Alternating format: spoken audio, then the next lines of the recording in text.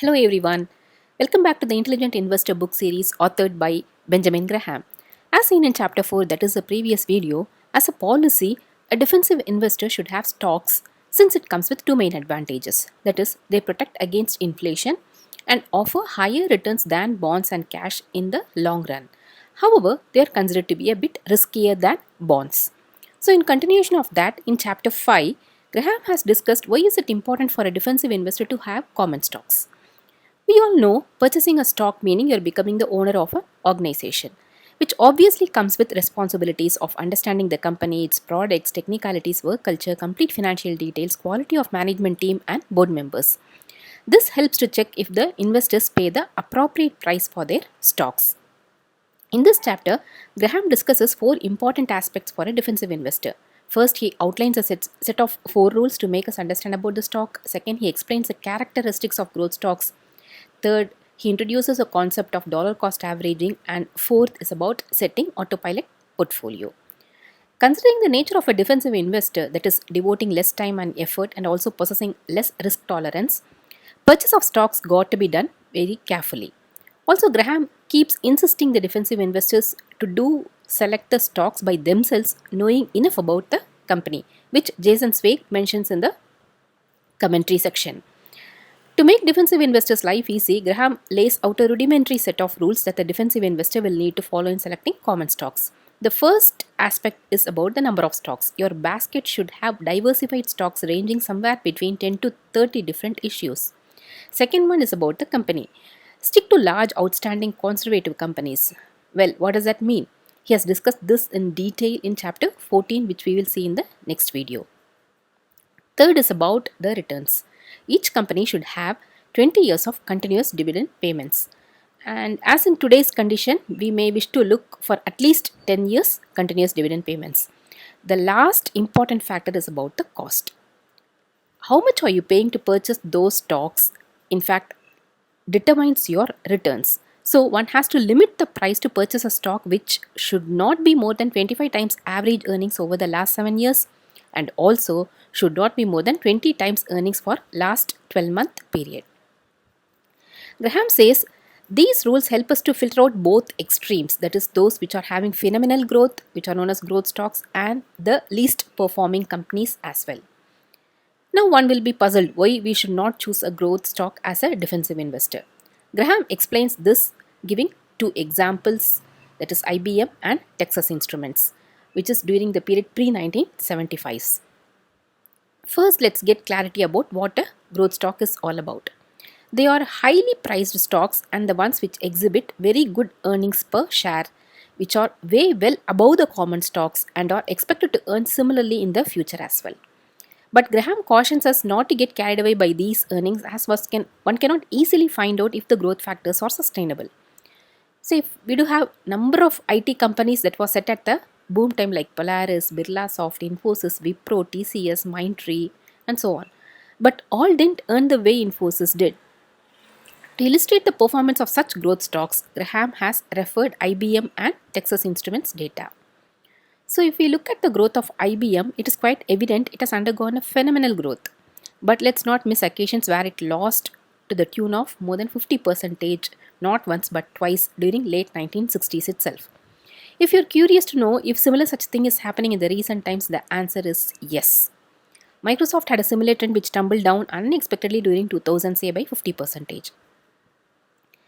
Considering another example about Texas Instruments, again which had an amazing growth but fell during 1973. And if we compare it with the recent example Cisco, which was really doing well during the first few years, then started falling down. But unfortunately, it is still in the recovery stage. So this kind of downtrend followed by uptrend clearly conveys that if the investor is unable to work on the emotions, they would sell it during the inappropriate time when the market is bearish, thereby losing money on top of missed fortune as well. This reminds us a Chakravyuham. It is just not enough to know and understand the strategies and techniques when to enter the market, but also equally important to know when to exit. Otherwise, one might land up as Abhimanyu's story. So, considering the very nature of growth stocks being too expensive and consequently risky, the defensive investor will most likely to have to abandon growth stocks. And another important aspect Graham touches upon is dollar cost averaging. To put it simply, When you dollar cost average, you invest equal dollar amounts in the market at regular intervals of time. Let's look at this example of investment in Microsoft for the period 2010 to 2014 with actual values. Assume Mr. Fiction is planning to invest $10,000 in Microsoft but is confused if to go ahead as lump sum investment or invest in periodically over 5 years period. Had he done as one-time investment, he would have purchased 323 shares at the rate of $31 as on mid-Jan 2010. Instead, if he had opted it to do it periodically, the number of shares would have been 332 and the average cost of the share would have come down by $1 approximately. Hence, there is a profit of $380 in total by simply investing it periodically. This dollar cost averaging uses time to buffer the effects of market volatility. So Graham suggests dollar cost average approach for defensive investors.